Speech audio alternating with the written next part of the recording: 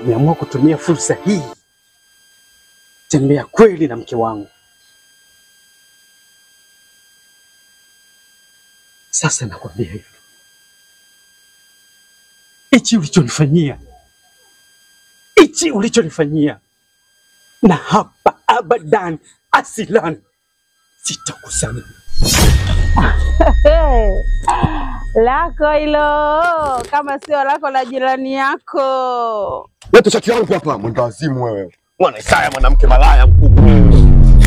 Una nini wewe? Bebe tupu. Unakuja hapa unapiga piga kelele ili kuwe nini?